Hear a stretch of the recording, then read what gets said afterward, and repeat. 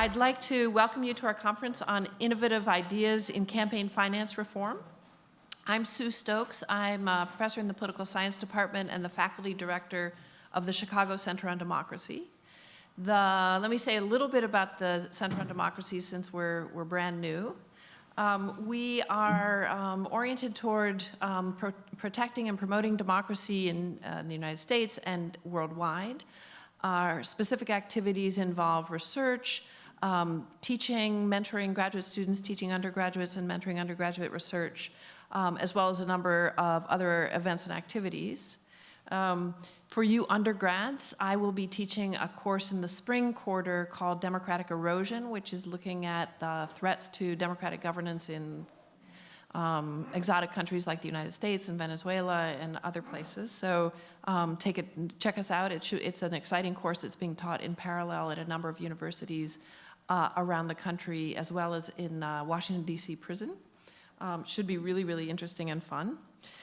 Our partners in this are the Paul Douglas Institute, which is an undergraduate-run public policy think tank here on campus, and the Reform for Illinois, which is a nonpartisan research and advocacy organization that works on issues related to money and politics. Both of these groups will introduce themselves, but I want to say what a pleasure it's been to work with them.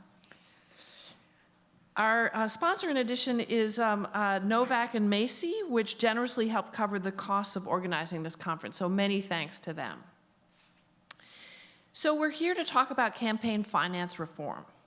This is a long-standing issue in the history of democracy and here in the United States, but one that has grown in importance in recent years.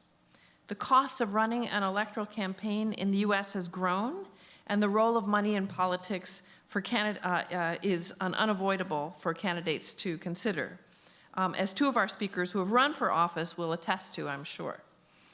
We're here to consider big questions such as why we should care about money in politics, and whether giving money to campaigns is a form of speech, as well as more practical issues such as what it really takes to finance a campaign and the role of money in Illinois politics.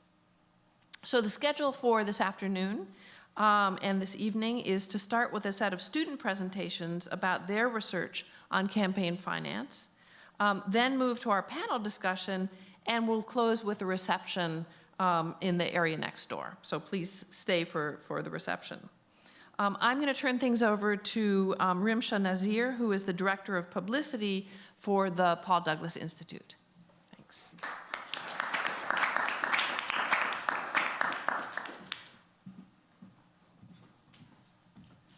All right, good evening, everyone. My name is Rimsha Nazir. I'm the Director of Publicity for the Paul Douglas Institute. For the first half of our evening, we will be hearing from 3 student presentations, 2 of which are from the Paul Douglas Institute. Presenting will be Zarek Drozda, Joe Barish, and Pranati Posa. And the 3rd student presentation will be from UChicago Common Cause from A.K. Alalanu. And with that, I would like to introduce Zarek Drozda for the first student presentation.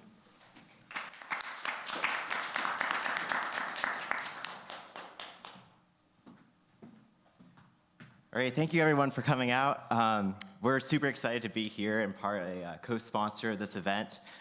We've done a fair amount of research on campaign finance over the past about year and a half. And it all started with the report that I'm about to kind of briefly summarize, which I worked on with Julian Dugan, who is a student who helped kind of found our group here on campus. And we are focusing on nonprofit political spending in Illinois.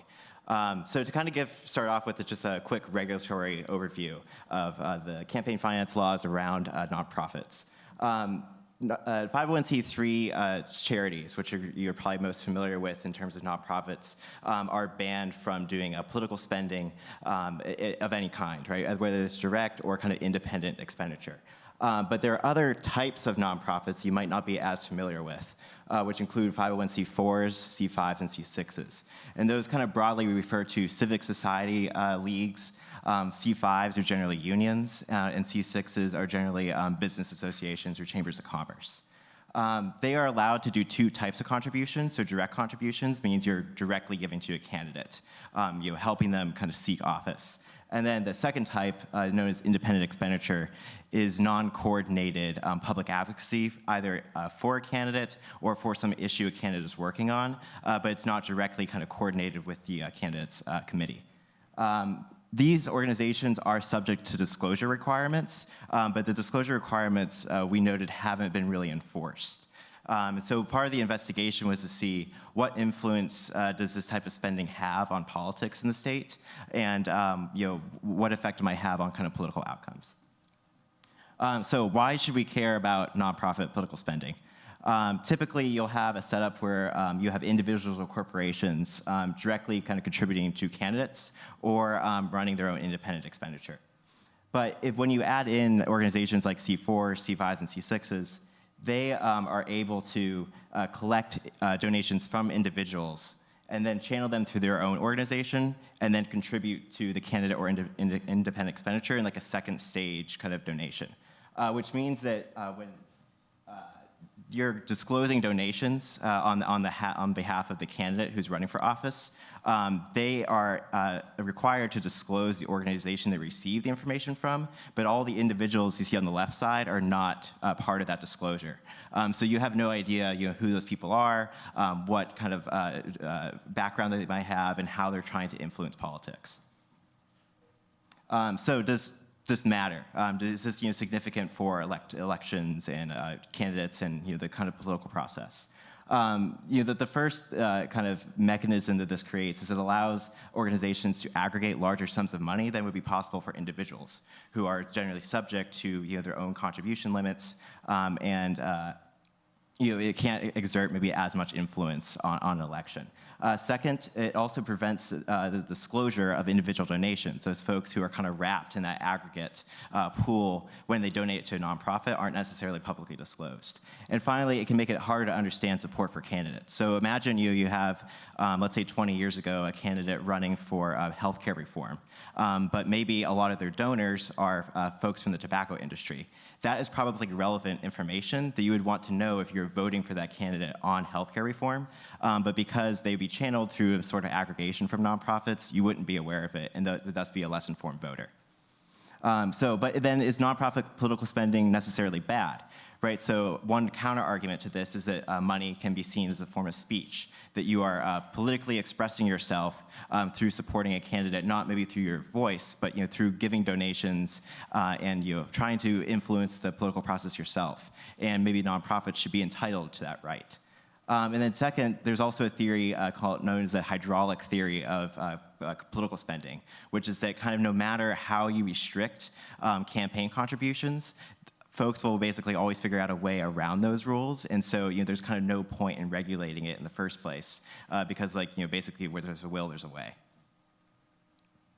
So we were still interested in this question. We wanted to quantify the effect in Illinois. So we started by aggregating all the nonprofit campaign finance spending in the state using the Illinois Elections Board and the Illinois Sunshine database provided by Reform for Illinois that publishes that information online. Then we verified and went through the individual tax returns of each and every organization that does these donations. It totaled about 3,000 individual tax returns, like me and Julian individually looked at over the period of about 4 months. So it was a ton of work, but we think it was worth it. We have to note that our methodology does not include independent expenditure.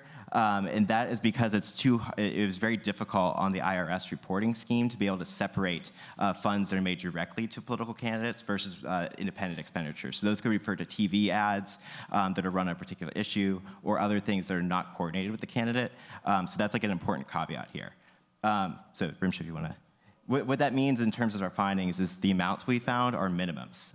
They are verified because we were able to look at the individual tax returns and also prove the organization existed, but we couldn't account necessarily for the independent expenditure, which might be a much larger proportion of the spending that any kind of non-politically involved 501c4, C5, or C6 does. So we found that in general, unions especially, so the C5 category, give an outsized kind of political influence in Chicago and in Illinois. And we also found that there's a significant amount coming from C6s. What you see here totals about, I believe, $13 million over the period of 2011 to 2017. which doesn't sound like a lot, but again, those are minimums that we have verified, and we believe that if you factored in the independent expenditure, it could be a lot more. This is another quick visualization of the spending over time. You can see the spikes at 2012, 2014, 2016, kind of corresponding to elections. Another thing to note is the general increase over time, that we notice that this is a increasing practice, that more and more kind of C4s, C5s, and C6s are expending politically over the period that we looked at. And then finally, one other kind of interesting result we noted. A pretty large substantial amount of spending was coming from out of state. You could especially notice that in 2016. That totaled about like $875,000 as the amount we could verify, and hypothetically, there'd be a ton more out there. The majority of that, about 75%, is from Washington, D.C., as one could imagine. And we also found a significant amount coming out of Colorado and a few other states. So just to kind of wrap up where we are now with these laws. Disclosure requirements were historically not enforced for nonprofits when they were spending politically. In July 2018, the IRS explicitly lifted any disclosure requirements of the individual donors that were giving to these organizations. But then in September 2018, the Supreme Court ruled under a lawsuit that an organization called CREW, which is a political advocacy group, that the FEC, the Federal Elections Commission, should require these nonprofits to disclose all of their individual donors. So all those folks that we saw on the left in the first slide. Which means that there might be increased reporting now, and that we would be able to identify these donors. But unfortunately, there are still loopholes. So super PACs can still accept donations and only disclose their own individual name without disclosing all the kind of base donators. And then the case itself is still in appeal, so the disclosure in this kind of new policy, hypothetically solving this issue, isn't resolved yet either. So there's clearly more work to do in this space, and we think that additionally with the new disclosure laws that might go into effect, but tentatively depending on the Supreme Court, we might be able to get a better look at the data in the future. Great, so thank you for letting me summarize that research that we did, and now we're going to bring up Joe Bruce and Pranathi Posa to go over some other reports we wrote on public options for financing campaigns. Thank you.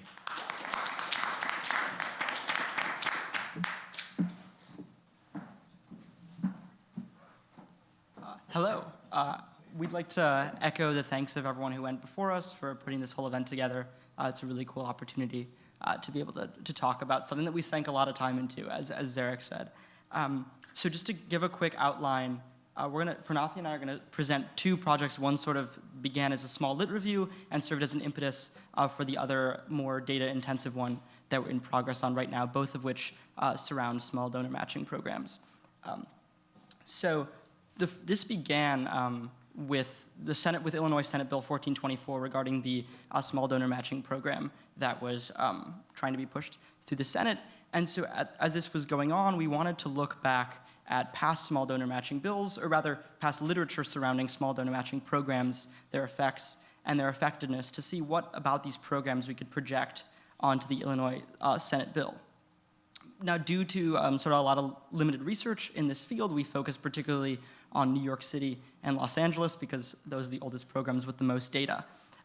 And one other sort of highlight that came out of this project was we provided what, at least at the time, was the most updated and most correct, or at least one of the most updated and correct matrices on small donor matching programs, compiling the date they were enacted, their matching rate, their maximum funds payable, and all the other components that go into every small donor matching law. So I'm going to quickly take you through the key findings that we gathered from the literature on this subject, and then Pranathi will take you through the original research that we're going through right now. So on the donor side of things, looking first at New York City and then at Los Angeles, we can see in New York City we see greater geographic diversity coming from our small donors, which basically means that the census block groups or small donors come from a wider variety of census block groups in the election than do large donors. And again, small donors and large donors are sort of defined differently based on the city that we're looking at. Also in New York City, we see a better representation so to speak. So the census block groups from which small donors come are closer to the median income, they are closer to the median education range, and more overall better representative of the city at large. Then looking at LA, we see a very similar, better representation. However, it is important to note that with Los Angeles, we really see no change in the number of small donors impacting the election, and really therefore no change in their impact on the funding of the elected official, unfortunately. And so while small donors may come from these better representative census block groups, with the enactment of the programs, we don't really see any impact on the candidates themselves. So then looking at sort of the effects and effectiveness of these programs on the candidates, in New York City, we see very high participation rates, which is great in and of itself, because people are participating in these programs and money is coming from small donors. And however, there is really no evidence to suggest yet in this limited span of research that the enactment of these programs is actually changing the outcome of the elections. Because although small donor matching programs may change the body of small donors to be more representative, as I talked about previously, incumbents are still winning, almost always. Then looking at Los Angeles, on the upside, these candidates that subscribe to receive small donor matching funds do become less reliant on individual donors. The amount of donations that they receive, or the percentage of their donations that they receive from group sources, from business sources, actually was cut in half between the enactment of before the enactment of the program and after, and that's consistent over multiple elections, both presidential election years and non-presidential election years. But we do see that one of the goals of the program was to try to get candidates to spend their time a little bit differently, to spend less time fundraising and more time being out in the field, and many interviews with candidates show that's simply not the case. And so looking back at this, there's a few problems with this. One, it's very limited. We're looking only at New York City and LA, and we don't know how much these conclusions can be applied to Chicago. Two, there are some really big concerns with how PAC activity and the change in PAC activity might be affecting these results. And so that sort of inspired the project that Pranathy is going to talk about that we're currently working on right now. Right. Hi. So as Joe said, this project focuses on public financing and essentially its effect on multiple metrics. So over the course of this project, you can slide. What we essentially looked at public financing as these programs are normally enacted to be a sort of equalizer in terms of campaign finance, in the sense that they're meant to reduce large donor influence and then also increase competitiveness across multiple metrics, generally making it easier for candidates to get involved in the race and fund their campaigns. So for the competitive side of things, we mostly did a lit review, going off some of the stuff that was done with small donor matching programs, but with super PACs, we actually started doing data analysis, mainly because there isn't a large body of research that looks at the way that public financing programs affect super PAC spending. So we thought it would be really interesting to look at that. So with competitiveness, it was mainly a lit review, and a lot of the metrics that were covered in the papers that we looked at were campaign spending, party involvement, rate of incumbency, and the margin of victory. So I want to focus on two different programs right now. First, Arizona and Maine. So these two states enacted clean election acts, and they're the first of their kind in the sense that they publicly finance state legislative elections in full, and this hasn't been done anywhere else in the United States. And research done on these programs has shown that it's increased the number of candidates that get involved and also decreased margins of victory. So by those metrics of competitiveness, they've been extremely effective. In New York City, as Joe mentioned, there's been a long history of a small donor matching program, and this has also been proven to increase competitiveness as well. As I mentioned before, rate of incumbency is one of the metrics that are looked at when we look at competitiveness. And while these programs do increase competitiveness in the sense that more candidates get involved, we've also seen that incumbents aren't necessarily afraid to utilize public financing programs. In fact, in 2002, 50% of incumbents in Maine utilized their public financing program, and that number increased to 84% in 2006.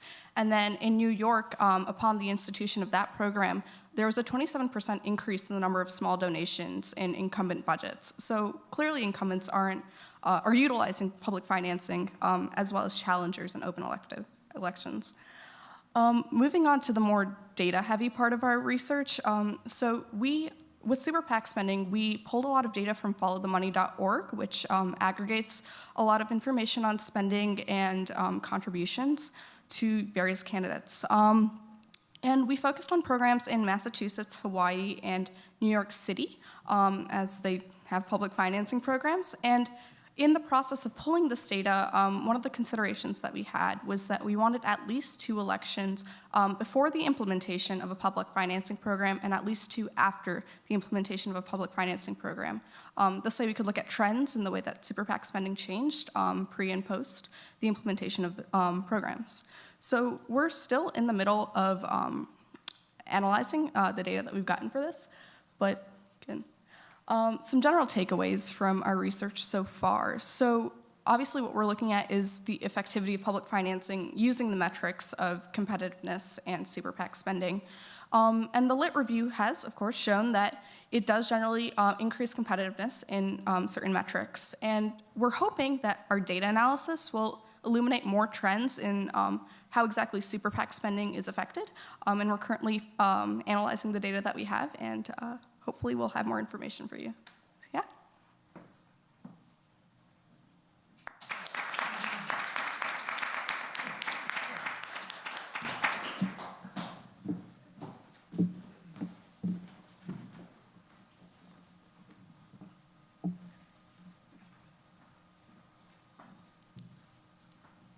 All right. Hello there. I would like to thank Kevin and the Chicago Center on Democracy for inviting me here and taking my emails, because without that, I don't think we would have made it to this event because we did not organize it. My name is AK. I am with UChicago Common Cause. Go to the next slide, please. We are a group of bright, young, innovative students who are really interested in the ideas that you guys are interested in, and we want to work closer towards making them a reality. This is us at a press conference that I'm going to talk about in a little bit. One of us is actually at that event. Go to the next slide. These are the names of the people who work on our student group with me. Our project for this year at UChicago Common Cause was focusing on Chicago as opposed to statewide. Like I said, we're a student chapter of Common Cause Illinois, and so our goal is to make Illinois more lowercase d democratic. And to that end, our focus for this year, as I was saying, was to reform Chicago's politics and focus more on the problem of corruption in Chicago, especially during an election year. Go to the next slide. Awesome. And it's a little, the formatting is off. But I'm going to talk about 2 things. I'm going to talk about a voucher program in Seattle and our attempts to recreate that, and how we went across the city talking to politicians about this voucher program. Next one. So our idea for making Chicago more lowercase d democratic, fighting corruption during this election year, was to take a system that we thought would work and try to bring it to this city. We modeled a sample bill that we passed around to candidates and sitting aldermen, modeled off of Seattle's voucher program. So if you click through that a little bit, the way the Seattle voucher program works is that individual residents get $25 vouchers that they give to candidates, and those candidates can use them on their campaigns, making the candidates more beholden to the people and not necessarily just special interests. Candidates who enter the system cannot take money from PACs or corporations. And this is a version of the small donor matching program that we thought would be more equitable, and a program that we've seen the effects of. We thought it worked, and we wanted to try to model that in a bill that we wrote. So if you keep going through that slide for a little bit, I would talk about the effects of this at length, but I don't think this is that kind of presentation. So our voucher program increases voter engagement. Next one. It increases voter participation, especially among people of lower socioeconomic classes. Next presentation, next slide. If you click through that a little bit, you will see that people at lower economic tiers were able to enter the donor class in a way that most people usually are not able to. If you keep going, this also increased voter participation and diversity among candidates. Next one. Awesome. And so modeling this system in a bill was something that was very difficult. It's why I didn't do it, but another member of our team did. And so keep clicking through that. It's a very long bill. We did not want to commit candidates to this legislation in particular. We wanted to commit them to working with us on a voluntary publicly funded campaign finance system. So keep going. The project here was to actually bring this to the people who'd be making these decisions, and that's exactly what we did. So we had a lot of people to talk to, a lot of emails to send, a lot of phone calls to make, a lot of Ubers to get, to drive across the city back and forth to different candidates and different campaign offices and talk to them about this bill till we were blue in the face. And next one, we would have them sign this pledge. This pledge would commit them to working with us and other legislators on a voluntary, publicly funded campaign finance system that we thought would make the city more equitable. We had a press event where we talked to the candidates and were able to release a list of the people who had signed on to our idea. Next one. And these are the people that we were able to get. A little bit, I just want to talk about, I think that doing this again, we would definitely focus more on getting incumbents, doing this thing that had never been done before, right? It was much easier for us to get challenger candidates as opposed to candidates who are already in the system, people who were probably benefiting from the current system. And I think that, next slide, I think that getting opt-in from people who are already in City Hall, working with people who are getting into City Hall would get us closer towards getting this kind of legislation actually passed based off of the great ideas that people here think about every day. And lobbying is very different from lawmaking. And so the next phase of this project is to work with these people once they get elected and to make our bill into something that is feasible and that works. And that is our project, and I'm glad to talk to you about it.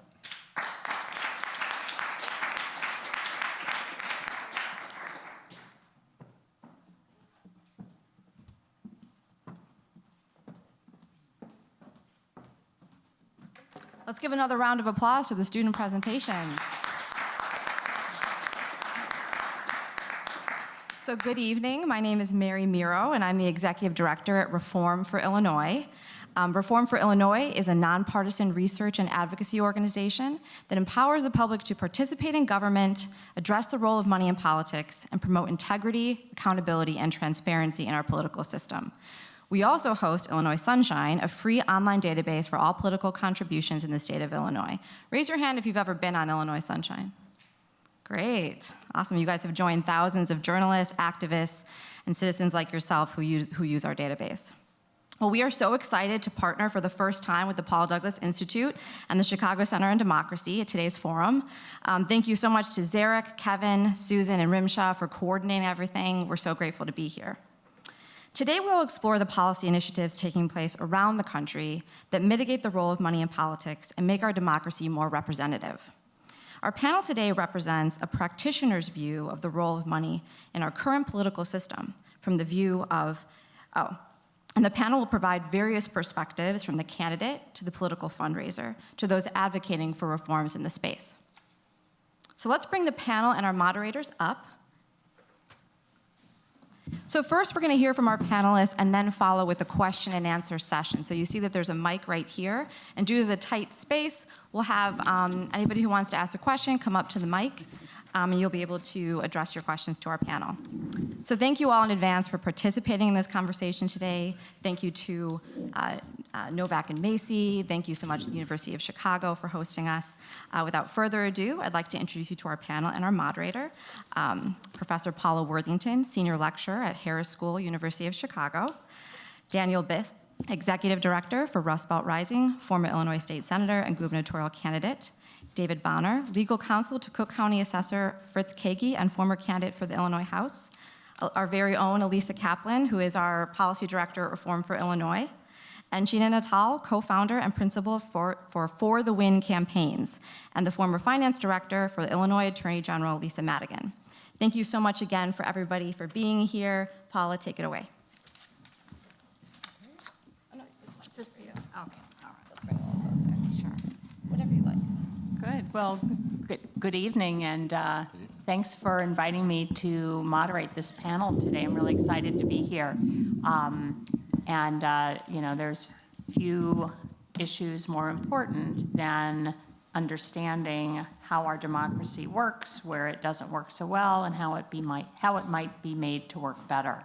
So what I thought I might do here today is turn to each of our panelists in turn to kick this off and ask them to introduce themselves and also to tell us a little bit about why they accepted an invitation to participate in this panel. And I'm sure it's because the refreshments are going to be great.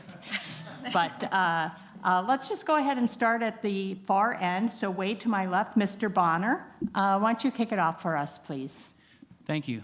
Thank you for having me here this evening. I'm used to going first because my last name is Bonner, so it's at the beginning of the alphabet. But I'm here tonight because, I care about reform in our political system. I posted just, a couple of weeks ago, or maybe it was a week ago, days are running together, about Senator Warren and her pledge not to take campaign financing, take fundraising calls from big donors. And, I haven't decided who I'm going to support, but I'm going to give her a contribution because we've got to highlight stories like that where our political leaders are taking political courage. It takes a lot to run for office, and it takes a lot of money. And it's sucking up our system to a sense where, like when I ran for state rep, I was on the phone pretty much half the time of trying to raise money. And we raised a lot of money, but there's got to be a better way of doing things. And so I'm here tonight to continue to discuss how we can reform our system. Thank you. Mr. Biss? Thank you. My name is Daniel Biss.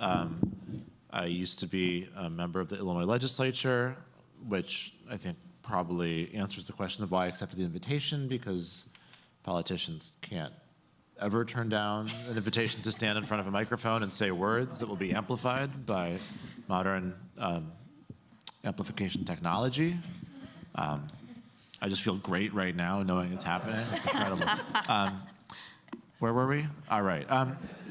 So I used to teach here, actually. I taught in the mathematics department from 2002 through 2008. Had kind of a midlife crisis freak out, wanted to get involved in public activism and civic engagement, and eventually came to run for state representative. And in that first race, was kind of pioneering in the use of online technology as a tool to aggregate lots of small donations. That was something that had, of course, been done a lot by candidates for president and Senate and even Congress, but legislative candidates on the state level hadn't done it. And since that moment, I've always taken a really strong interest in understanding, being honest about, and when possible, changing the way campaigns are funded. I was the Senate sponsor of a bill that was mentioned earlier, Senate Bill 1424, that sought to create small donor matching in Illinois. And then when I ran for governor, somebody else broke all the world records for campaign spending, and I saw very, very up close and personal the impact of massive amounts of money in an effort to run a grassroots campaign. So I'm excited for the conversation and very appreciative of the invitation. Okay, thank you. Hi, my name is Elisa. Wow, this is one of those where you can be pretty far away. My name is Elisa Kaplan. I'm the Policy Director for Reform for Illinois. I'm here because I'm the Policy Director for Reform for Illinois, and we're hosting the event, and so I really have no choice. No, I became the Policy Director for Reform for Illinois because my background was originally academic, and I became involved more in advocacy, first at the local level and then more at the state level. And the closer I got to actual politics, the more horrified I became by what I was seeing. So that led me to have more of an interest in how campaigns are funded and to try to fix that problem, because I don't like seeing a problem that can't be fixed. What I really love about forums like these is we will talk about campaign finance reform to anybody who will listen, but there's nobody more important to talk about it than you guys. We really need young people, young, smart people who are passionate about these issues and passionate about making change, who can go out and evangelize about these ideas and talk to their friends and family and get involved in their government and make this happen. So thank you for being here. I'm happy to be here. Hi, so Gina Natali, and as previously stated, I'm a political consultant. The majority of my career was spent as a fundraiser and a messaging consultant, because you can't raise money without a good message, or at least I believe so. I think I accepted because campaign finance is actually my favorite topic. I know that's super nerdy, but it is.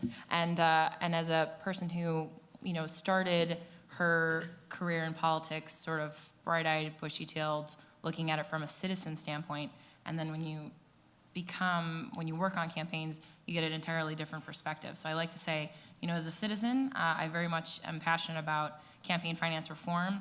As a former fundraiser, you learn to use the boundaries of the rules that you're given, and sometimes you use them to your advantage. So I think that's, I was thrilled to be here and to give that perspective of, well, what do you do when the rule is sort of in your favor and you can bend it a little or get around it? So I'm here. Very nice, thank you. So I thought it would be helpful to know a little bit about the background of our panelists and what might have motivated them to be here and participate tonight. So I do have a few questions to kind of kick off the conversation, but I'm looking forward to some back and forth between the panelists as well. So we'll start out with a really big question, and let's reverse order. I'll pose it to Gina first. What do you view as the biggest problem in our campaign finance system today? So I think to point to one problem is kind of difficult only because it's a layered issue, right? One affects the other, affects the other, affects the other, like so many sort of giant issues. But there's one that comes to mind, which is that we view money as speech, and it's not. I like to say speech is free. Speech may be free, but the bullhorn ain't cheap. That came from literally, there's a guy who owns a van who drives up and down State Street, and I live along State Street. He has a bullhorn on top of it, and he says all sorts of political things very loudly, and I can hear it on the 20th floor of my building. His speech is free. We're all able to stand out on a corner and say whatever we want, but he had the money to amplify it with that van and with that bullhorn. And it's the same thing with politics. You're not buying the speech, you're buying the ability to amplify your speech. And until the Supreme Court recognizes the difference between those two things, and people complain about Citizens United, but you can go all the way back to Buckley v. Vallejo, and they still ruled that speech cannot be restricted in the form of money. Until we start looking at speech as different from the ability to disseminate that speech, I think that's the biggest problem in campaign finance. Okay, thank you. Elisa. Oh, this is like a go. Yeah. Was the question, what's the biggest problem? What's the biggest problem? With money in politics today? Sure. I think the biggest problem is that the way the system is set up right now, representatives have incentives to listen to the wrong people. So if you look at who is funding campaigns, take a look at the mayoral election, for example. We just did an analysis a few weeks ago that found that just about 1% of donations came from small donors. That's donors $150 and below. Many, many of the donations, in the case of some candidates, half their total campaign account came from people who donated $50,000 or above. So we're talking about candidates having a real incentive to listen to the richest people they know, the richest special interests they know, and not a lot of incentive to listen to people like you or me who can afford $150 or less. $150 is also not that little an amount of money. It's a significant amount of money for most people. So to me, that's the biggest problem with the way the system is right now. I'm going to restate what Elisa said, but hopefully dress it up enough that you can't tell.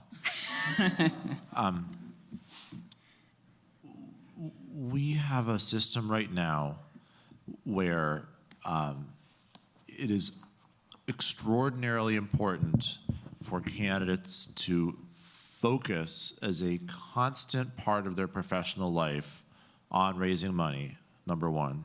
And number two, the way in which money is raised is by surrounding yourself with an extremely non-representative collection of people. Therefore, in order to be an effective candidate for public office, you have to create a kind of Disneyland fake world around yourself that is just different than the community that you're supposed to be representing. You build this fake world full of a highly non-representative collection of people, and you surround yourself with them and talk to them and hear from them constantly, and it is unbelievably difficult to then uncorrupt your brain so that you're thinking about the whole district as opposed to that tiny slice that you're spending most of your time with. Thank you.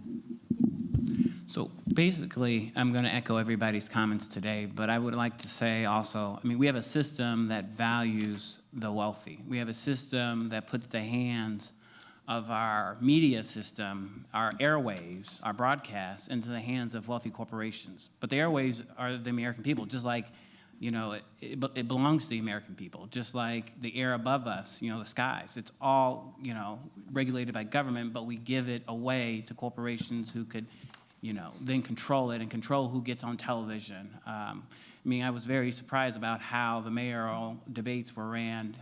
There were some, like NBC5, that didn't allow all 14 candidates on television. Why? Maybe because of the optics, because of the timing, because they had TV programming, but weren't allowed to get their messages out. So it behooves a candidate to try to raise enough money so they can seem relevant in the political world. And what we need to have is a system that values the message that the candidates have. Now, Lightfoot was lucky in this, and Biss and I were talking about this at one point. We're lucky that she was able to move through the system without being like watched or, you know, attacked by sort of the wealthier candidates in the race, because she kind of was able to get a message out through her, through the forums and through the debates that she was invited to. But for the most part, if you're a candidate and you're running for political office, it's really tough to reach your citizens, is to reach your district, because you're paying so much money for the mail program, you're paying so much money for television ads, and so you're forced to raise all this money. And when we get to some of the solutions, I have a few ideas of how we can reduce that cost, which I think would focus people's attention back on the people in their district.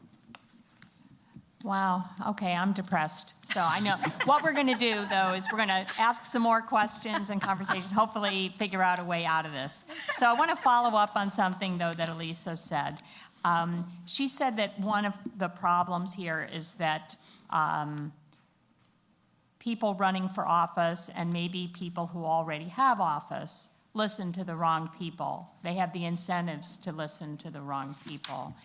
And my question is around the topic of lobbying of already installed, existing, serving members of our government at federal, state, and local levels. We know that kind of lobbying behavior, that money and influence can affect things well before a candidate takes office, and then, of course, after a candidate takes office. We've seen the kerfuffle in Washington, D.C. in the last couple of weeks around Representative Omar's recent comments on AIPAC and the subsequent media and political developments from there. So my question is, how does spending by lobbyists and activity by lobbyists affect the integrity of legislative processes, and what steps would you recommend to limit the ability of lobbyists to buy advantageous treatment or regulation or other governmental actions?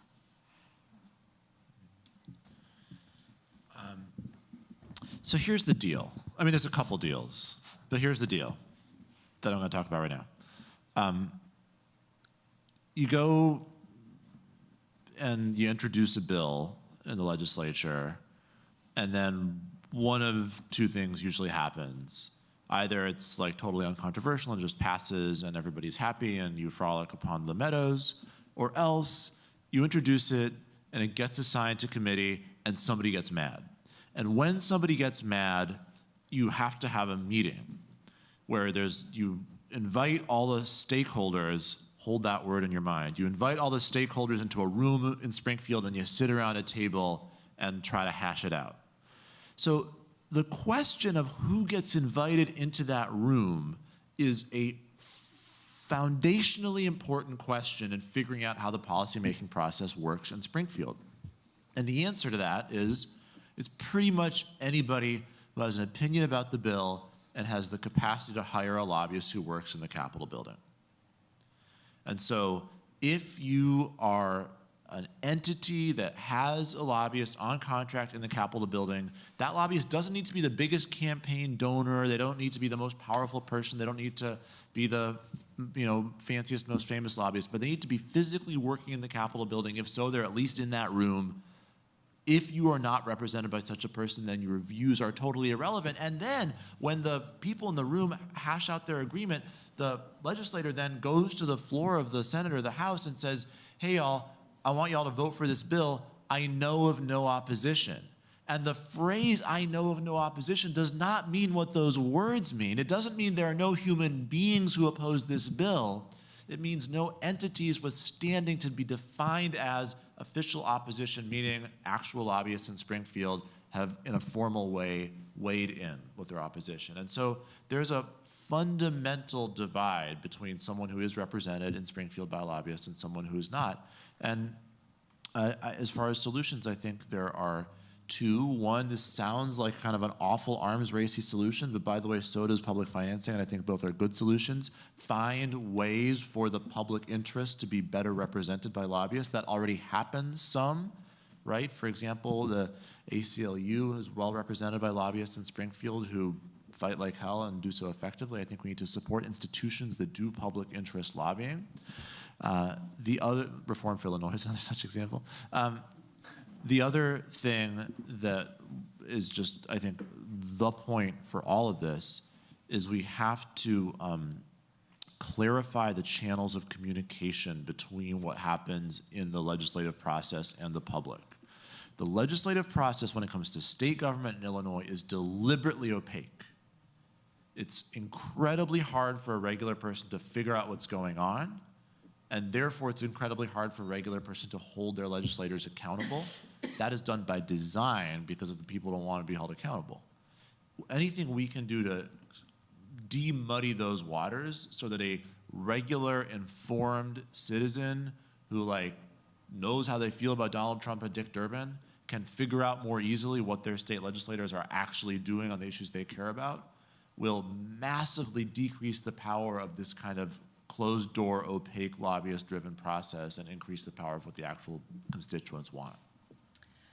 I'll just tag team on that a little bit. First of all, to your point, there's been numerous studies that show that lobbying is one of the most profitable things that a company can do. The estimates I've seen for the return on investment run from 200% to 1,200%. Sometimes campaign finance contributions are included in that investment, and sometimes it's just lobbying alone. As Daniel sort of pointed out, the vast majority of lobbyists are business groups. So in the last count I saw, only about 16% of federal lobbyists were from the kind of public interest groups that Daniel was talking about. So you're talking about a huge imbalance about between groups that are representing what we think of as the public interest and groups that are representing very narrow profit-driven interests. To the point about Illinois' politics being particularly obscure, Illinois is one of only a handful of states that doesn't disclose lobbyists' salaries, so how much they're being paid to lobby. And so we just don't have a very good idea, it's not available to the public, of how much money is being spent to influence our legislators.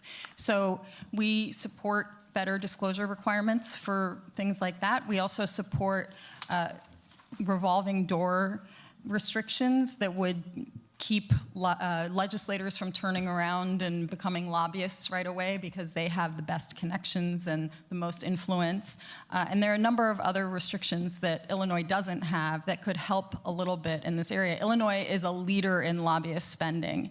I think it might be first, but it's There's like 9 lobbyists for every legislator in Illinois or something ridiculous like that. So, so the influence is huge.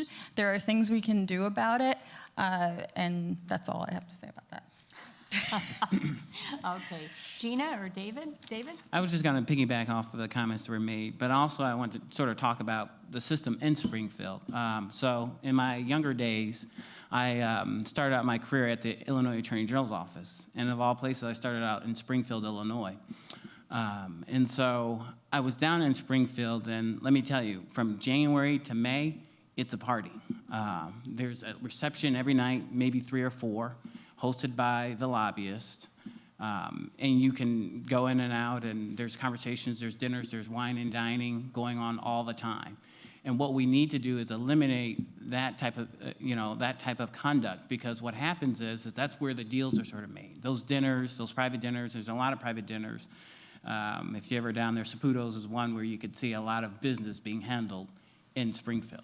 And so what we need to do is sort of change that system to be, they have a rule right now that you can't fundraise while session is going on in Springfield. So there can't be any fundraisers. So if you ever go down there, you'll see on Mondays, everybody has a fundraiser Monday night because Tuesdays the morning session starts. And so everything has to stop until Friday. But if we were to have rules that change that system, where we would be telling lobbyists that things have to be done from 8 to 4:30, I think that would help a lot, because a lot of deals are made in the evening. I was actually going to say something similar, which is I think having a set of rules for how much you can and can't, how much time you can have with legislators on top of the amounts of money that you're giving. But one of the things when I worked for Attorney General Madigan, former Attorney General Madigan, we had really strict internal rules. I would return tens of thousands of dollars a year for money we self-imposed we weren't going to take because something was pending in front of her office, or she was helping, working with the legislature to pass a bill. And as a fundraiser, of course, you want to cry and pull your hair out. But as a citizen, you're like, yes, okay, somebody who is posing these rules on themselves. So if we had a better set of rules for in addition to you can't lobby during session days, well, you shouldn't be able to give money to someone who's voting on your issue. You can still lobby them, you can still show up to the meetings and be a stakeholder, but there should be a prohibition on, how much, or at least how much you can give when there's an issue sitting in front of a legislator. So I think there's ways you could improve it, but yeah.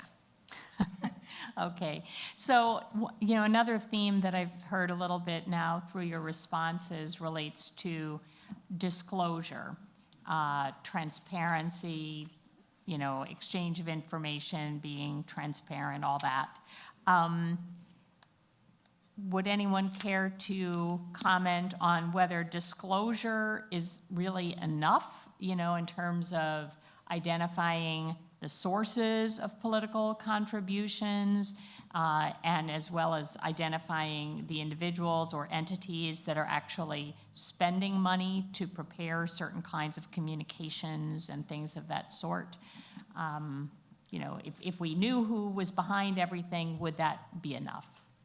I can jump in on that. Disclosure is great. It's essential. Go on Illinois Sunshine. That's one of the things that we do is help make disclosure easier. It is not enough. And I'll tell you, this really came home to me a few nights ago. We held a workshop with a bunch of very politically active young people, and we were talking about donations to the mayoral race, and we mentioned a big donation by the richest man in Illinois, Ken Griffin, a $2 million donation to Bill Daley. And there were people in the room who had not heard about it. And so people just have limited resources, have limited time, have limited attention span. Only people like us are going to go on Illinois Sunshine and look these things up, or will rely on the press, which helps amplify that information and bring it to you. But it's just too much to put on an individual citizen to be up on all of the information that you need to make an informed decision. Daniel? Just really quick, I just want to amplify that in the following way. Everything that Elisa said I agree with, which is to say disclosure is great, but it's not enough. But I will say that I am so convinced that it's not enough that I have grown cynical that people who are out there advocating for transparency are deliberately fighting for something they know won't make much of a difference to relieve the pressure to actually do something meaningful.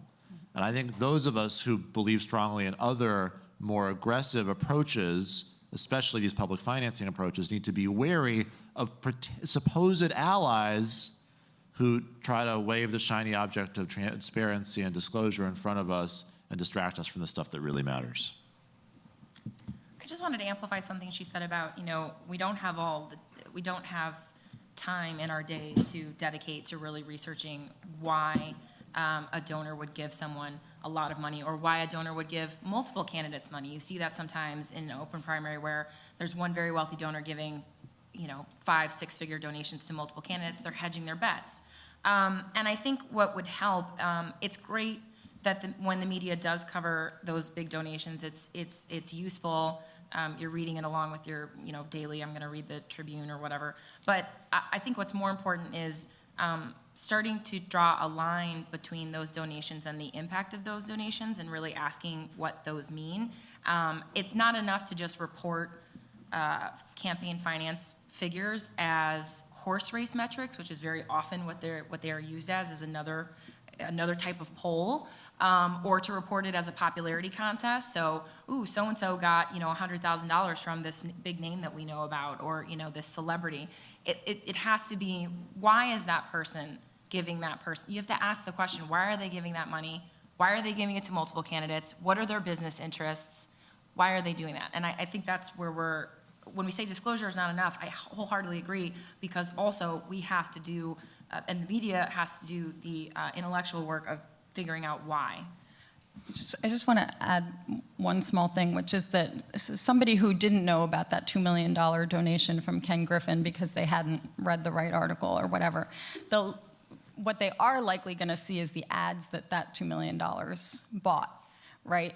So that's where you have a disconnect, and that's where the problem really emerges, that it's just not enough. Yeah.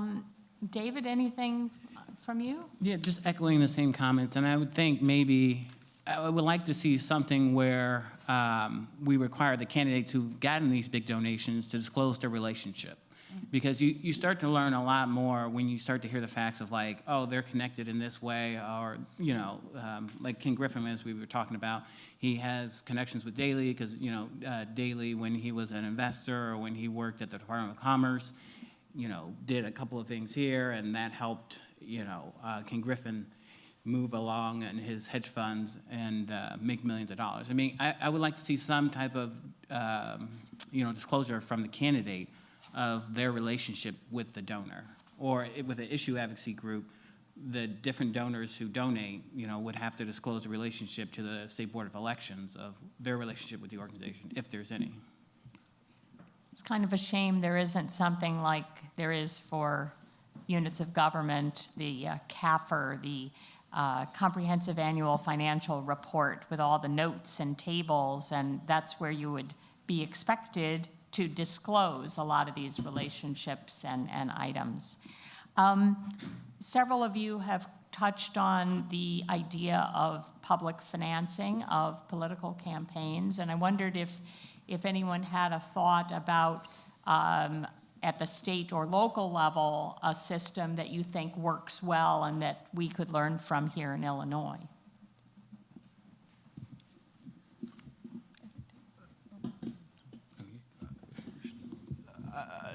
Sure. I think that we heard a lot from the students. There's an explosion of public financing happening across the country. Many of those places have relatively new public financing programs, and so there's going to be a lot more data coming in. But the New York system has been around for a long time, and I think the data are unmistakable. It makes a very big difference. It makes a difference in terms of who runs. It makes a difference in terms of who participates. It makes a difference in terms of who elected officials are thinking about, and therefore it makes a difference in terms of how governance operates. And that was the system on which we modeled Senate Bill 1424.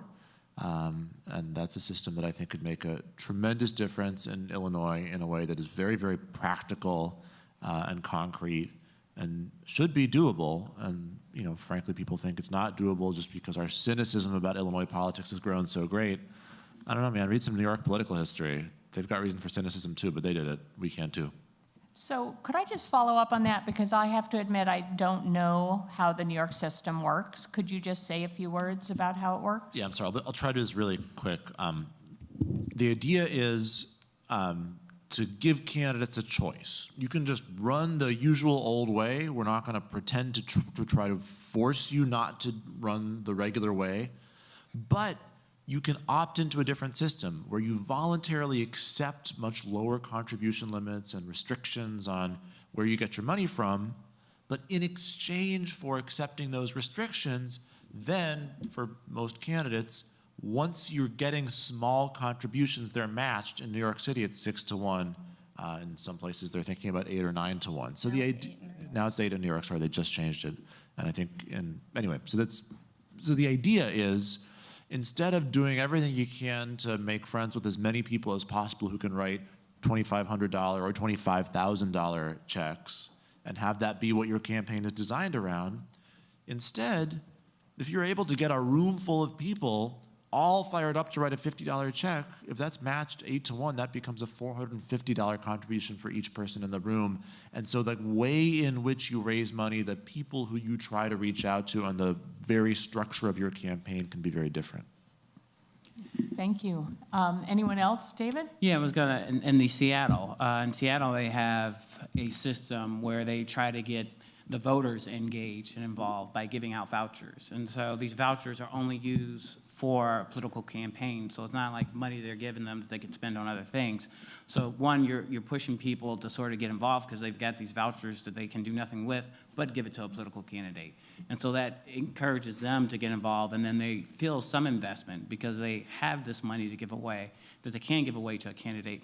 And I think that's sort of the grassroots things that we can bring people in to the fold. Also in Wisconsin, there's a few groups that are proposing ideas that would allow for, like, if you get a certain amount of signatures to get on, like what we have to get on the ballot, that there would be a certain level of funding for the candidate, for the local candidate, so that they could do a mail program, so they could do some of the local outreach to the community, and maybe even use that money to hire a staffer or something to help them reach voters. Now, this hasn't gone through, but the legislature yet, because it's Republican controlled, and most of those folks there don't feel the need to do it. But the governor has signaled that he would be interested in supporting that type of legislation. So there are ideas out there that I think could help change the way we do politics, because what we need to do is involve the grassroots, sort of grassroots folks, and get everyday average folks who go to work every day and work hard but just can't afford to take their money and give it to a political candidate. This is one way they'll be able to do that.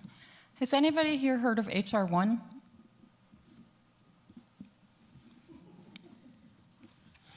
So HR 1 was when the Democrats took the majority in the House. It was their first bill. It's their signature bill. They didn't pick health care or gun safety. They picked a package of voting rights and democracy reforms. And small donor matching is actually a component of that. So this is an idea that's being advanced at the federal level as well, that you should all support and call your congressman about, because it will probably come to the floor very soon. Very nice. So I wondered if I could take us now from the 10,000-foot level down to the ground and ask the panelists if they'd be willing to say anything about the most negative, most harrowing experience they ever had related to the role of money in politics, and what that taught you, what lesson you took from that terrible experience. I've got a couple, but I'll go with this story because it was my first. I mean, I was like you guys sitting out there, a young student at the University of Wisconsin, and we had an election up for a Supreme Court justice. And it was Justice Butler. He was an African-American justice, the first African-American justice. He was appointed by Governor Doyle before the governor, decided not to run for re-election. And first time in history that this happened, where a sitting Supreme Court justice in Wisconsin lost their seat. And he lost the seat to a judge who ran a very negative smear campaign where, if you remember George Bush and I want to say Dukakis with the revolving door prison in Massachusetts, it was sort of that situation because what had happened was the Justice Butler had been a public defender, appellate public defender. And the police had not done everything they should have done to get the warrant that they needed to get to arrest this African-American gentleman. So on appeal, Justice Butler got this case when he was a public defender, and he represented him like he should have, as is required by our Constitution. And he was freed. So sad part of the story is that man went on to kill another person, Caucasian, and I bring race into it because it was used as a race baiting and fear. And so he murders a Caucasian man and rapes the gentleman's wife. And so obviously he was convicted. But in the election, Justice Butler was attacked heavily about, being someone who would let all the murderers out of prison. And my gosh, it sent waves of people fearful of electing him as a justice to the Wisconsin Supreme Court. So Koch brothers spent a lot of money. This was the beginning of them spending money that you would see the next governor, Scott Walker, come in. And that was the start of it. And it was very sad to me because it was so much race baiting to make people fearful of a justice who was smart and talented and hardworking. I was very discouraged by that situation. I was happy, though, so I leave you guys with a happy note that President Obama then appointed him to the Federal District Court in Wisconsin. Well, so who's next? So I'm not going to talk about the Pritzker campaign because it's sort of too easy. I'm going to tell you the story of my first bill. So I got elected in November of 2010, and there's this guy in my district who's been like a frequent emailer with florid and pointed advice and questions throughout my campaign, let's say. And I come home like a week after I've won the election, and there's a physical letter from him for me. And I'm very nervous. And I, with a certain amount of trepidation, open this envelope, and out come two objects. One is a piece of dumb, weird junk mail from a credit card company, and the other is a letter. And the letter says, "Dear Daniel, congratulations on winning your election. I bet you were going to throw out that dumb, weird piece of junk mail from the credit card company. Don't. Check it out. Look at it. I got it from my credit card company. It says," well, what it really says is throw me out without reading me. But if you disobey that and you read it, you see that what it says is, we retain the right to sell all of your data to third-party companies unless you check this box, sign here, and mail this thing back to us. Too bad you already threw it out. And then it says in very fine print underneath, unless you're in Vermont or California. And so this guy was like, "Hey, Daniel, seems like Vermont and California that have laws that says that credit card companies can't just sell our data unless we affirmatively tell them not to.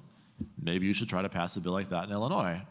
And I said, cool, by an amazing coincidence, I'm now a state representative. I can try that. So I wrote the bill, and I introduced the bill, and the bill got assigned to the Consumer Protection Committee, which would be a place where you might talk about mechanisms to protect consumers from corporate predations, like selling our data behind our back because they tricked us into accidentally, silently agreeing to it.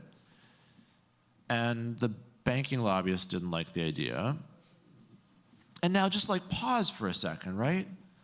The bill says The credit card company can't sell your data unless you affirmatively give them permission. That's all the bill says, right? So now imagine going home to your district, you're a state representative, you go home to your district and you stop someone on the street and you describe this bill to them. How many people in a Democratic or Republican district would oppose this bill? Well, the ones who are banking lobbyists and nobody else. Nobody else, right? There's like 100 to 0 public opinion divide on this bill.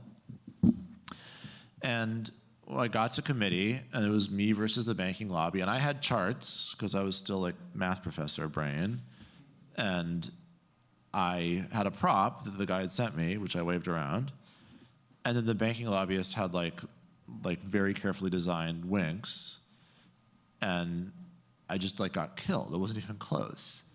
And I thought about that I'm still thinking about it, as you can tell. And I realized a few things. The first thing I realized was that the Consumer Protection Committee was a committee designed to protect corporate interests from consumer advocates. Because it told the business lobbyists, these are the only folks you got to worry about. They're your goalies. If you pay them off, you don't have to worry about the rest of the members of the House. The bill's never going to get through the committee. That's the first thing I noticed. The second thing I noticed is these folks weren't even getting that big contributions.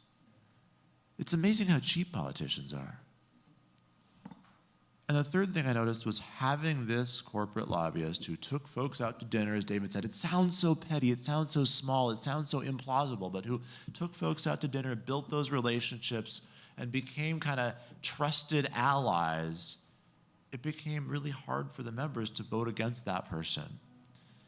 And so all of these little things that, honestly, you kind of can't even believe it's enough to work are enough to stop an obviously reasonable public interested piece of legislation from moving forward. I think that story tells me how deeply the need for campaign money has burrowed into the minds of people in the legislature. And that's the really scary part. Well, I am going to talk about the 2018 election. I apologize, Daniel, because there was something that happened that really made me angry, and I wasn't involved in it. I wasn't working for any of the campaigns. I was actually living in D.C. at the time, working for a nonprofit, and I was at a cocktail party, and someone casually said to me, "Oh, did you see Rauner gave himself $50 million, and isn't that funny they didn't break the caps?" And I said, "No, that's not right. That he had to have broken the cap. That's not right. The cap is $250,000 for constitutional." And she wasn't from Illinois, and I was from Illinois, and I remember when the law was enacted, I was working, I had to read the law backwards and forwards, the campaign finance laws that went into place in 2011.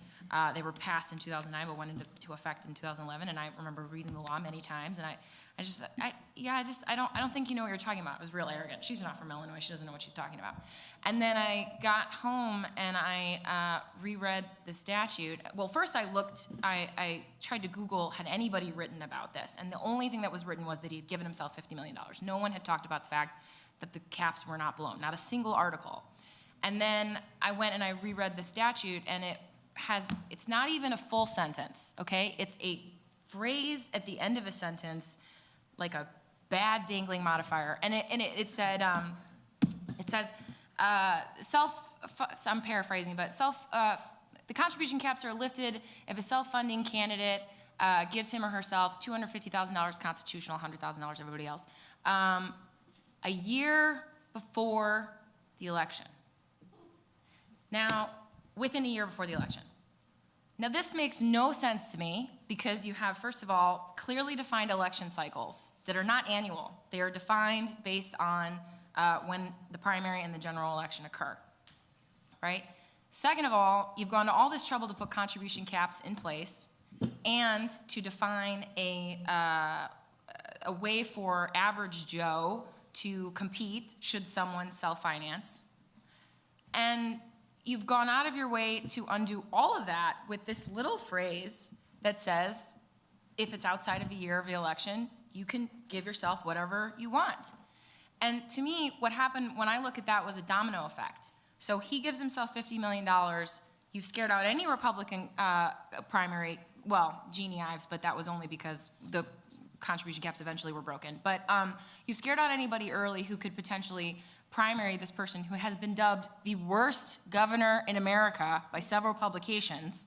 And then you also set up a pattern on the Democratic side where now the narrative is it has to be somebody with the means to take this person on because he has so much money in his bank account and the caps still haven't been blown. So I can't go and ask, you know, a rich person I know to give more, or my friends and family to give more, or a union to give more, right? I'm constrained by this. So it has to be another self-financer. And that really, really made me angry, as you can see. Yes, yes, no, I think obviously these corrosive relationships between money, influence, power, campaigns, and legislative and governmental activity in general, you know, they are opaque in a lot of ways and hard to understand, hard to follow, but I think they have pervasive negative impacts. So it's terrific to hear the energy. And actually, let me, before turning it over to questions from the audience here, I wondered if the panelists had any thoughts about, I'll call them low-hanging fruit. What are some quick or easy steps that you think are kind of feasible that would move us in the right direction, either at the federal level or the state level? Quick and easy, boy. We'll get rid of that dangling modifier at the end of that sentence for starters. Okay. There's a lot of little loopholes, right? You know, I think trying to maybe do some technical fixes for those small loopholes. They're not super sexy, but there's a whole bunch of them, and you can start to clean up the law in little ways. I think, you know, that's where my mind goes first, is sort of those little things that don't make any sense, that are actually making it harder for more people to get involved in the electoral process. Okay, thank you. David? A couple of ideas that I had, low-hanging fruit. You know, what the legislature could do, and I think we talked about it with H.R. 1, which is expanding voting rights, right? Expanding the ability to vote. I think part of that H.R. 1 was making Election Day a national holiday. So people wouldn't have to go to work, they could actually go vote. I mean, I think part of the problem of campaign finance, you know, of campaigns and money in politics is the fact that it limits, you know, we have limitations on people's ability to vote and people's ability to go vote. I mean, in Illinois, I'm hoping to see, and it was passed, I believe it was signed by Governor Pritzker. I'll defer to Biss on that, but making, like, people can register, when they register to get their driver's license, they also will be registered to vote. And so, okay, was that around? Yeah. Okay. So legislation like that is an easy way to get people involved in the political process, and the more people we get involved, hopefully the more we can start pushing for more grassroots movements. We can get public financing. They're getting it all over the country. They have it in New York City, they have it in Los Angeles. We're the third largest city for now in the country. There's no reason we can't have it too. They just passed it in Denver, they passed it in Baltimore, they passed it in Maine ages ago.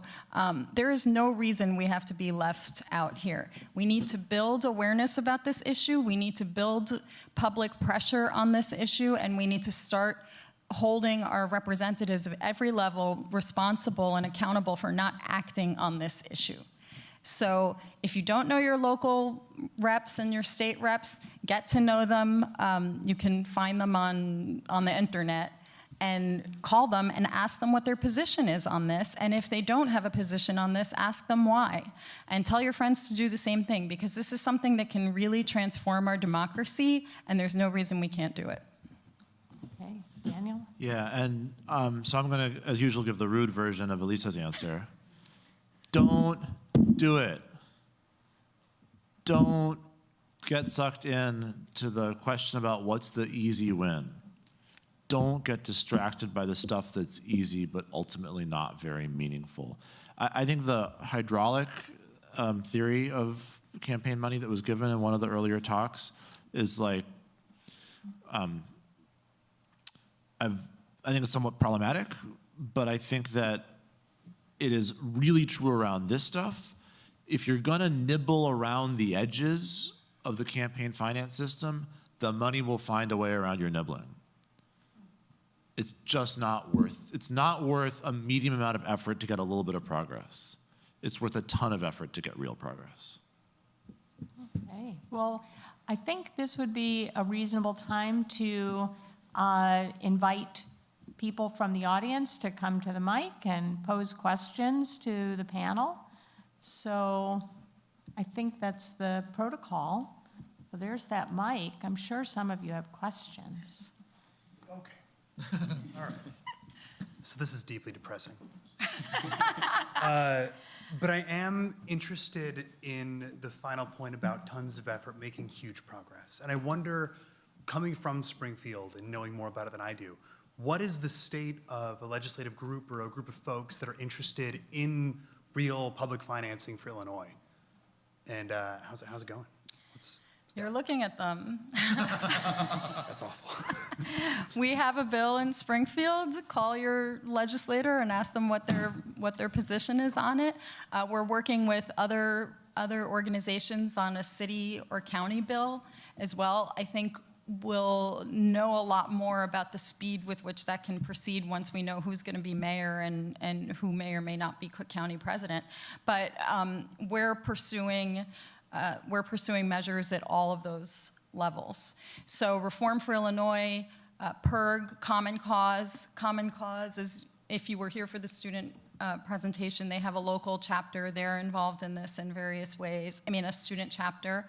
So there's movement. Governor Pritzker has said that he supports public financing for state legislative offices, although he said he doesn't support it for statewide offices, but we can, like governor, but we can work on that. So there's support building for this. We participated in a mayoral forum where every candidate who was there, not all the candidates were there, but all the candidates who were there all said that they did support public financing. Depending on who the candidate was, maybe the priority, it was higher or lower on their priority list, but that's our job to move that up their list. So this idea is definitely gaining traction, just like it is around the country. I think there's a lot more awareness around it locally than there was even a year ago or 2 years ago, and I think the fact that it's reached the federal level really means that there's momentum around this. So I don't like the despair. Because when people despair, they give up, and that's the last thing we need to do. There are things that we can do about this, and people really need to feel their own power and use their own power to make it happen. Great, thank you. Just really quick, yes to all that. I don't think a Springfield project is a 6-month project, but I do not think it's a 10-year project either. I mean, this is something that if we do the work that I believe is doable, it's a matter of a few years to get this done.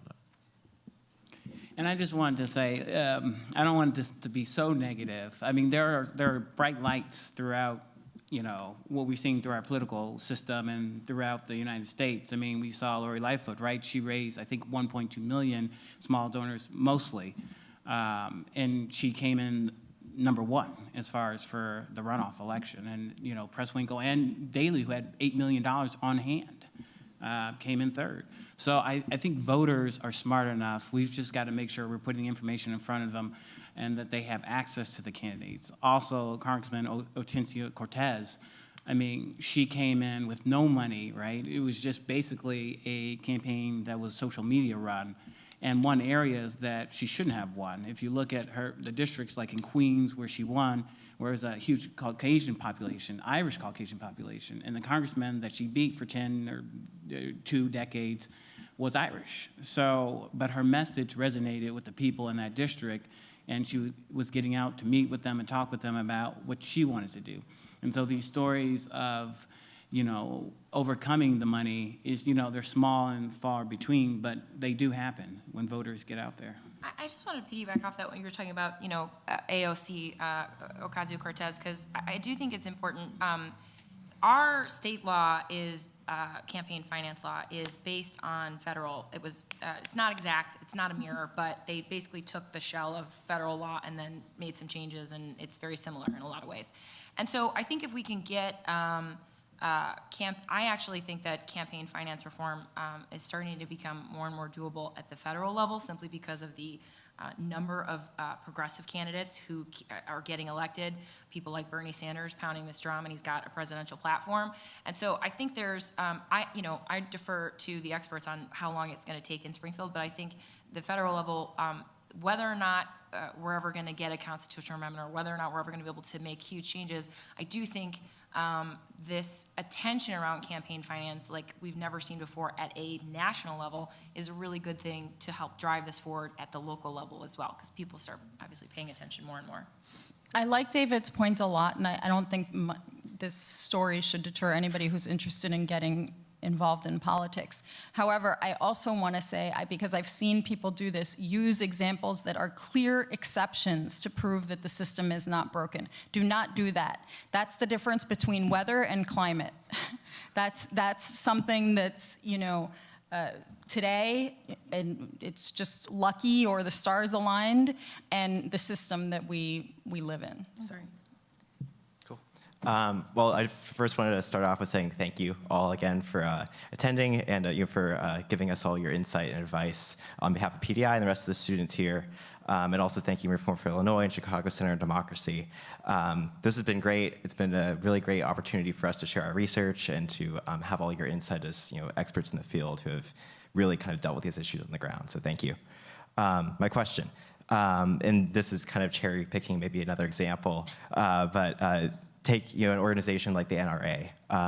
Individuals or people make the argument that the real influence doesn't come necessarily from their money, but from the size of the organization and the huge troop of organized like gun enthusiasts that they have. Could you kind of differentiate maybe between the influence of money versus a large number of organized individuals in groups like that, whether it's at introducing bills or it's kind of trying to influence an individual campaign? Thank you. Everyone's looking at me again. So first of all, I mean, you're taking kind of a really important contrarian point that's right a little too far. Right, so sometimes you'll hear people say, oh man, the NRA is giving out all this money, they're buying politicians.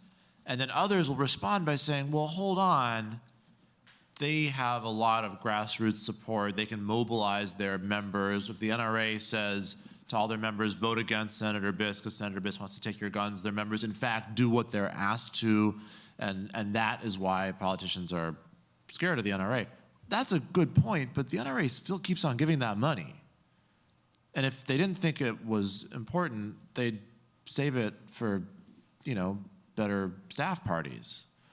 And so I don't think the lesson of the NRA is that money is irrelevant or that politicians aren't frightened of money. I think the lesson is that all of these different tools are relevant. The NRA, historically, it's changing a little bit, personally speaking, for the better, I believe, but that's a policy opinion. But the NRA historically has been one of the most effective organizations at mobilizing a large group of members to vote the way they want. So take another organization whose members are, care about them, the Sierra Club. Big organization, lots of members care about them. But the truth is that if the Sierra Club tells its members, hey, go vote for that Republican, trust us, the members are not that quick to follow directions. When the NRA says, go vote for that Democrat or against that Republican, historically their members have been in lockstep, and that is very powerful. And yeah, if you can organize a whole bunch of people who will vote a certain way regardless of money, you can organize power that way. The problem with our system is that it's typically a lot easier to just organize a few $1 million. Yeah, hi, thank you. I have a question that kind of returns to the 10,000 feet ground, or air. So I think a lot of the way that this discussion has been conducted, or the terms that have been used, and that in general money and politics discussion, the terms that are used, is in terms of responsiveness to public opinion. And I think this is, and so for instance, people often talk about that Gillens and Page study, which showed, I think conclusively, that that federal legislation does not reflect the will of the majority of the people when it conflicts with that of I think the top 10%. But I guess what one thorn in that kind of theoretical framework is that responsiveness to public opinion was at its highest in 2002 under George W. Bush, and at its lowest under Johnson at the time of the Great Society. And there are, potentially other arguments against that kind of theoretical framework. So, yeah, my question is whether responsiveness to public opinion is the right theoretical framework by which we should be measuring the health of a democracy, and if not, what should be? I would say you want to measure it by, and this is sad, voter turnout in the United States. I mean, our voter turnout is low. I mean, the engagement of people in our electoral process is how I would measure sort of the engagement and where people are at. But for a lot of reasons, we see low voter turnout, and that could just be because our elections are on Tuesday, and there are a lot of times in February or March. And so it doesn't encourage a lot of people to spend their time to go out and vote for a candidate. And so I'm hoping that we can see some change to that.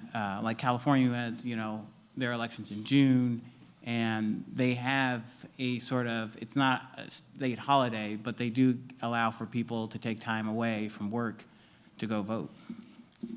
I do think responsiveness is an accurate way to measure progress. But I would also say, let's take a step back, which is there are obviously many, many structural impediments to people voting. There are many structural impediments to people getting involved.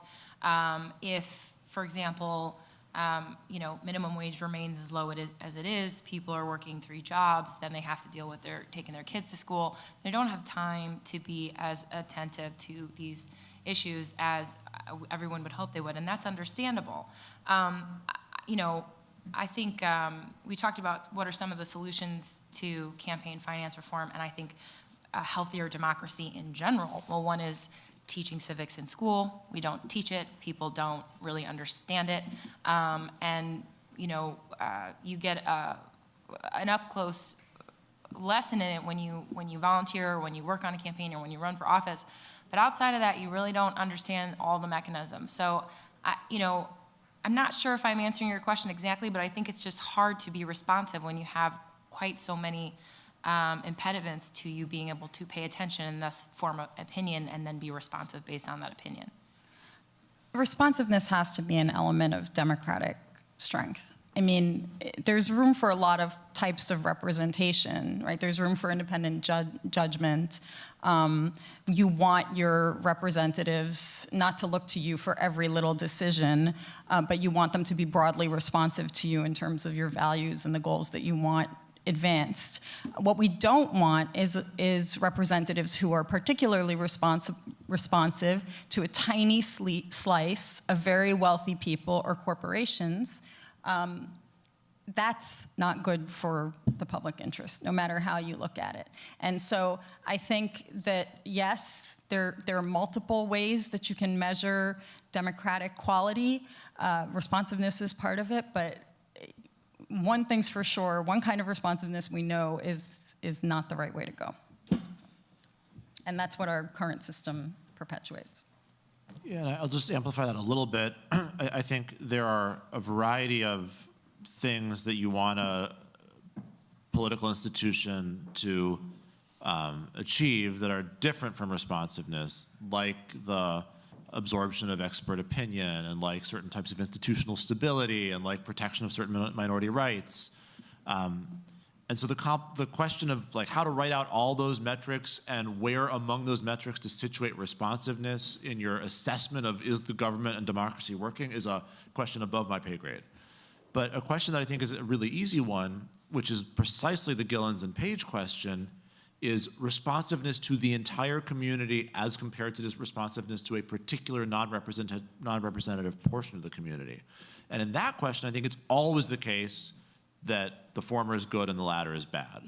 And that's the problem that money in politics is creating. And that's why I'm very comfortable that this project that I'm talking about is a unequivocally positive one for the quality of democracy and governance. But again, I think it's important to point out, right, responsiveness is a mechanism of pressure. And the reason why people who can apply more pressure, like the NRA, are wealthy donors is because they have access vis-a-vis money to apply that pressure, whereas most people do not because they don't have the time to absorb all the issues, figure out if they have an opinion, and then go apply pressure. And so I think it's important that we money in politics is required because many people. I have to go out and broadcast my campaign if I'm running for office on television because you're not going out and seeking it because no one has. Because it can't be a priority. It can't be a priority because you don't have time, and it's also partially we haven't taught people to make it a priority in education, so in our educational system. So I do think it's a chicken and egg a little bit, but yeah. Great, thank you. So my question is something that is kind of burning on my mind when I think about campaign finance. And so we've kind of framed tonight's talk in very nonpartisan terms. Campaign finance is an issue for everyone. But it seems like on the ground, this is kind of a partisan issue. I mean, there's a heavy partisan skew in campaign finance reform advocacy. And so my question is, why do you think it's like this? Does it have to be like this? And what are the implications that it seems to have kind of become a partisan issue, talk as we might about it in nonpartisan terms? I just want to tweak what you said a little bit. On the ground, it's not nearly as much of a partisan issue as it is at the elected official, at the party level. So when you ask, when public opinion polling is done, bipartisan majorities support reform. I think, I just saw a poll that said that 75% of Americans support limiting campaign expenditures, which we can't do, at least we can't mandate them because of past Supreme Court decisions. And something like 96% of Americans think that money in politics plays a significant role in the dysfunction in government. So I think that there's a disconnect between what you see in the State House and what you actually see on the ground. I forgot the second part of your question. Just the implications, yeah.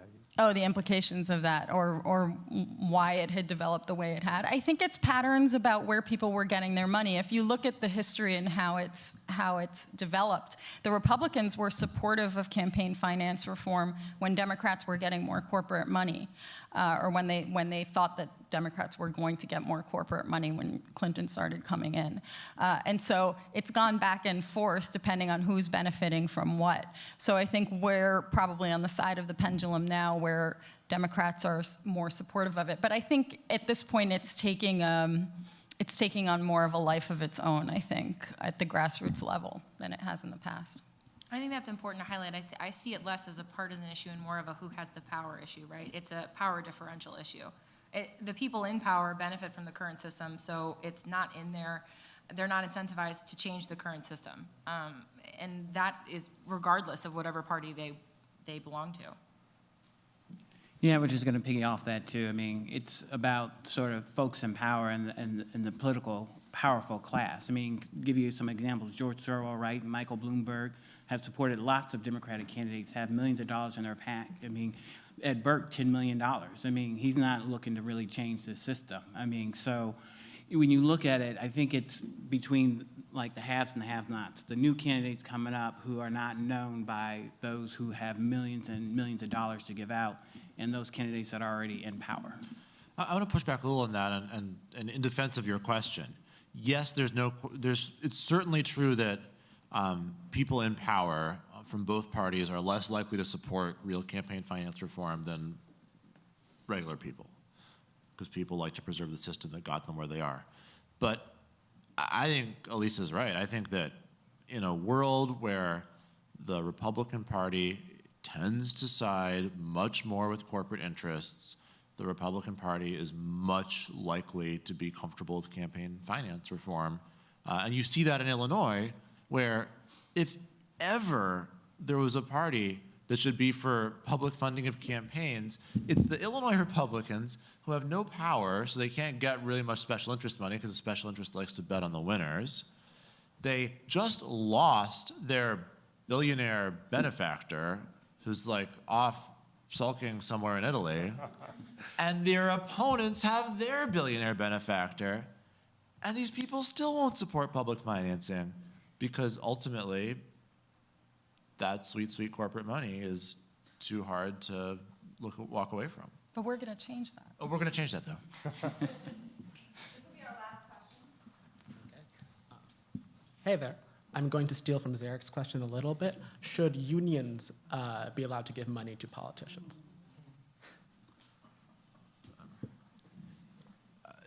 So there's a few issues here. The first issue is that the federal government treats unions and corporations as equivalent and explicitly names them as prohibited donors. That strikes me as pretty crazy. Unions' precise purpose is to represent a number of people, most of whom don't have the individual capacity to make significant campaign contributions. So a union campaign contribution is, in a sense, what public financing is about, which is aggregating the preference of lots of small donors to together generate a big chunk of money. Now,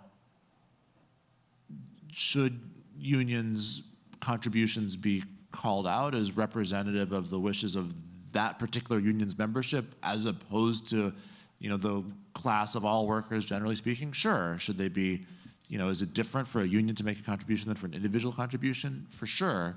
But right now, union political contributions are literally the only semblance we have of a mechanism whereby a whole bunch of people make a small donation, which together gets bundled into a potent political force. And undoing that, I think, is a step in the wrong direction.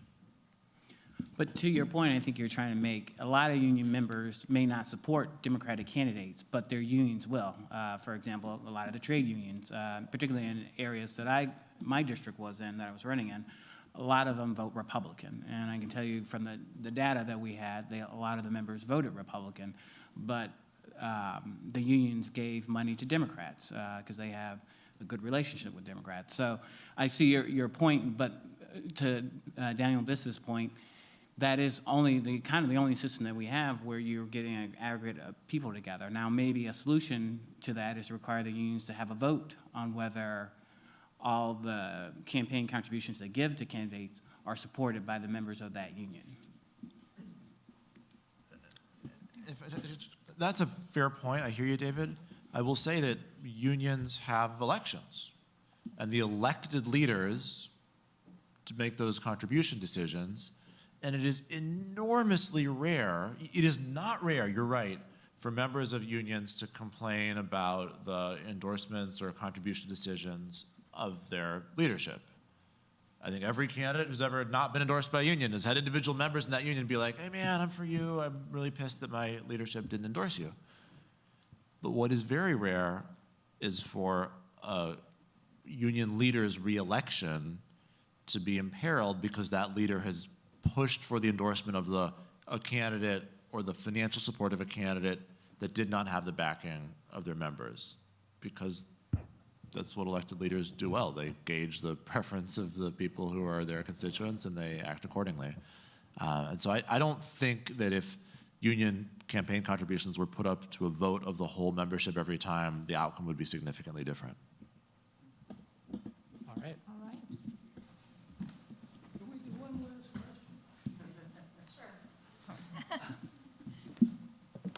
I have not worked on a political campaign for about 25 years. But when I did, we were looking at the same thing that you're all discussing tonight, and this is great having the discussion. I was assigned at that time to look at where contributions were coming from. What we found was that many large corporations not only had a lobbyist, but they would hire somebody, put them on their payroll, and that they would be part of the campaign and never show up on campaign funds. We had a tremendous attorney general. We went all through this. What we couldn't find is enough support like you're having here to actually do campaign reform. And I came all the way out here just to see how we're going to try this again and again and again. And finally, one elder young man came to me and said, "This is the River Chicago campaign. You're fighting against a wall, and until you get everybody in a group like this, nothing's going to happen." And I said, "What's the River Chicago campaign?" Stop and think about the words. We reverse the Chicago River. We can reverse our political campaign at the same time. Thank you.